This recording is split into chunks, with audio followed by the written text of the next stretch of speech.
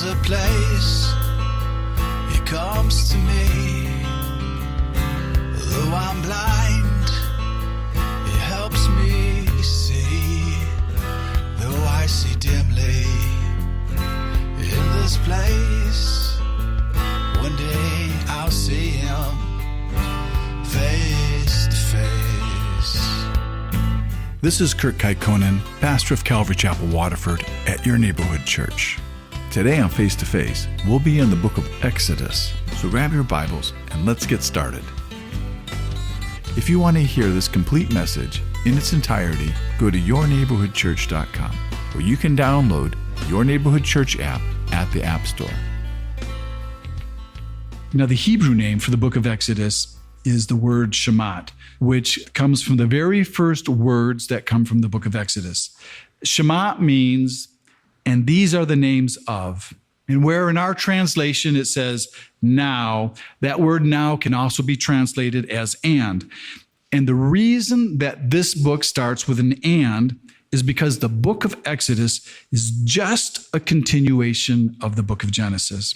In fact, all 5 books that Moses wrote, which is called the Pentateuch, and that word Pentateuch, it just means 5 books.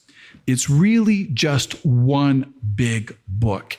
It's just one long narrative, all connected by the word and, because every book that follows Genesis starts with the word and. And so this is a continuation of the same story that Moses had been already writing about the Genesis, about the beginning. And that was written from all the sources that Moses had available to him in those days. And they were the sources that detailed the things of creation, the history of the world, and the beginning of the Jewish people. But now here in the book of Exodus, this is all written about Moses' firsthand experiences, what God was doing in his life and in the lives of the Jewish people. And so these rabbis who call this book the Shemot, or the Book of Names, and the reason they call it that is because it lists all the names of the sons of Israel who brought their families down to Egypt to escape that famine in Canaan. But now, where we get the word Exodus, well, the word Exodus actually comes from the Greek translation of the word departure, because this book speaks about Israel's departure and their deliverance from Egypt and the bondage there. And some people will argue that the book of Exodus wasn't really written by Moses, but there is absolutely no reason to doubt its authorship, because Jesus said it was written by Moses, because when he quoted from Exodus, he actually called it the book of Moses.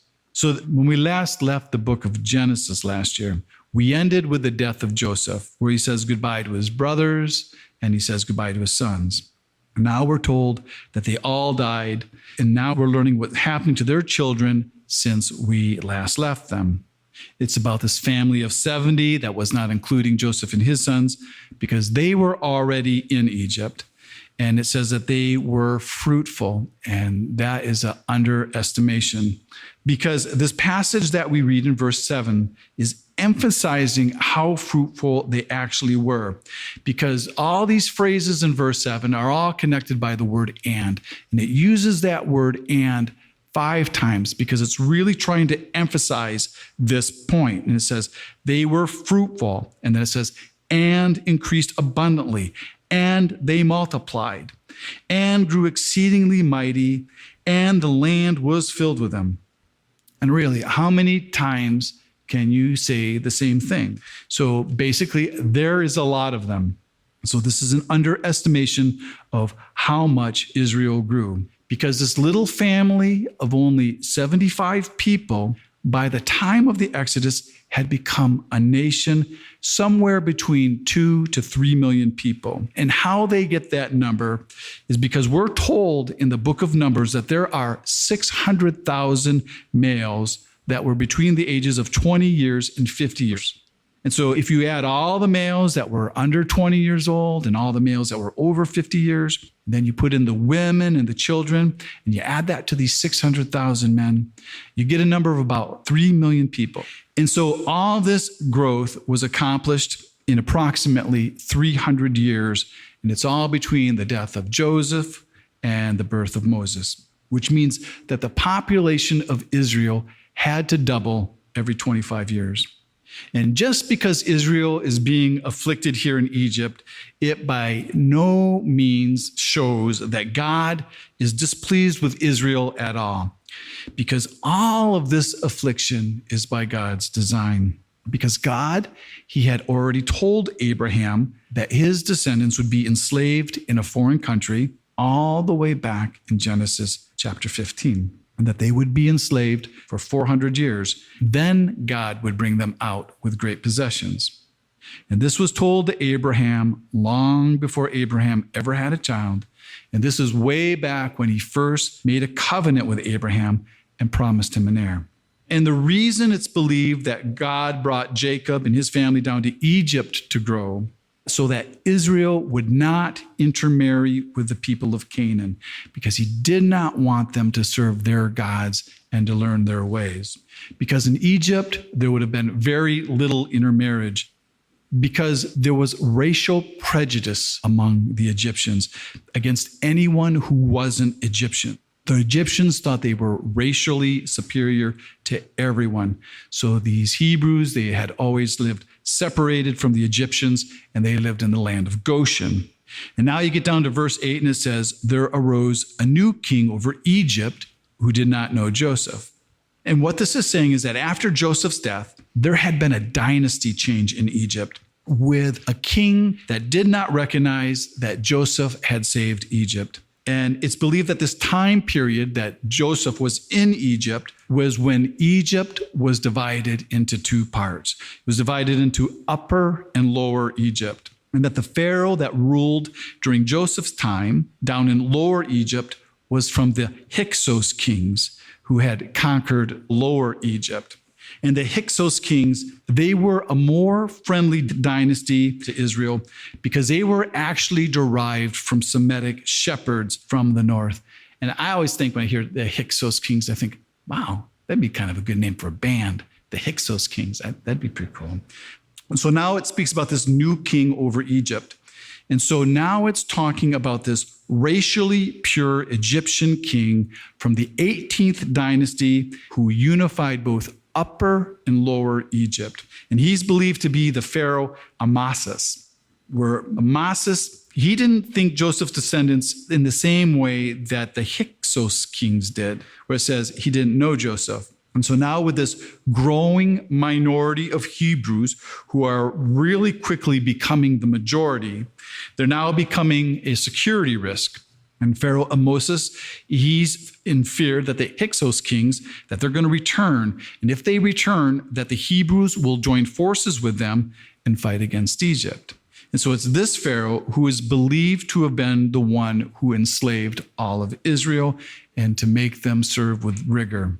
And so this is the Pharaoh who begins that rebuilding of the cities of Pithom and Ramses. And in here, in our text, it says that those cities of Pithom and Ramses, that they were supply cities, but what they were is that they were fortresses and they were weapons armories. And so now the Hebrew slaves are rebuilding these two cities to defend Egypt against any oncoming invasion from the Hyksos kings.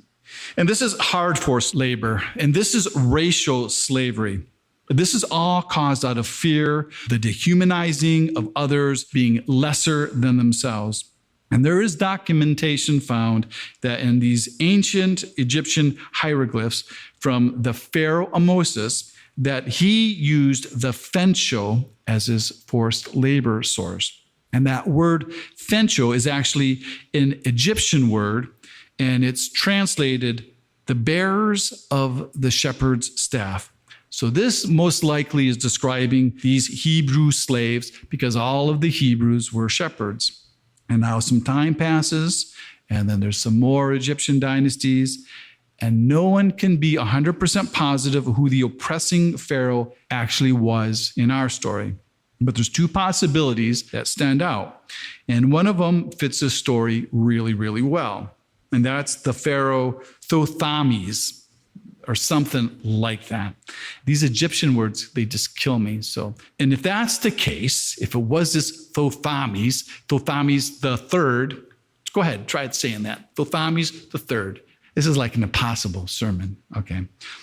But if that is the case, it was his sister, who is this famous Queen Hatshepsut, another great name, who was actually the daughter of the Pharaoh who rescued Moses from the Nile River. And the interesting thing about her is that she actually becomes the only reigning Pharaoh for a time, the only woman to ever be a Pharaoh. And actually, they'd have these statues, and she'd actually have a beard put on her just to make her, I don't know. But there's another possibility here, too, that this Pharaoh could have been the Pharaoh Ramses II. And it could have been actually his daughter that actually saved Moses. But in either case, it was the reigning king of Egypt who commanded these two midwives, Shiphrah and Puah, to kill the male babies who were born on these birthing stools. And those names, Shiphrah and Puah, they mean beauty and splendor. And just to let you know that Puah is still a very popular name in Hawaii. So when it talks about these being these two midwives, they were probably not the only two midwives for all of Egypt. Because when you look at that and you say, well, even just the Hebrews, there was like 3 million of them. But they were probably the women that were in charge of all the midwives. And these women, they are heroes in the Bible. Because if you notice, they are mentioned by name, but even the Pharaoh here isn't mentioned by name. And these women, they feared God more than they feared the king's command. And so they rightly chose civil disobedience than obeying the Pharaoh. And that's actually what we're all called to do. We're called to obey God when man's laws go against God's law. But what it's thought that this Pharaoh's strategy was that if they only kept those Hebrew girl slaves alive, if they were the only ones left alive, that they would be married off to the Egyptian slaves. And then eventually that all the slaves would be absorbed into the Egyptian race. And God, he protected and he honored these women for doing what they did. And when they were confronted by the Pharaoh for why they kept the male child alive, all they said to him was that the Hebrew women are different, they're healthier, they give birth before we get to them. And there's a lot of people, they think that these midwives lied. But it doesn't say here that they lied. But they did do something to protect these babies. And some people suggest that maybe they sent their assistants to go to help the Hebrews late so that they would be born before they arrived. But the thing here is that God, he sees children differently than the way that the world sees them. And especially he sees his children differently. And we're all called to protect children, and the world may look at them and think they're disposable, but God always sees them as precious and worth saving. And so God honors these women because they put their own lives at risk to protect the lives of others. And because of that, it says that God provided for them households. Well, this doesn't mean they got new homes or new houses, but what it means is that God had given them children, and he gave them children in a time when it was dangerous to have children. And so now with the Egyptian Planned Parenthood program, and now that it's a failure, Pharaoh had to come up with a new plan. You've been listening to Face to Face. Face to Face on this radio station has been provided by Your Neighborhood Church. If you want to help support Face to Face and put this program on other stations just like yours, you can contact us at yourneighborhoodchurch.com or write Your Neighborhood Church, P.O. Box 500, Romeo, Michigan 48065. There's a place he comes to me. Though I'm blind, he helps me see. Though I see dimly in this place, one day I'll see him face to face. Tune in again tomorrow at this same time as we continue to go through the Bible.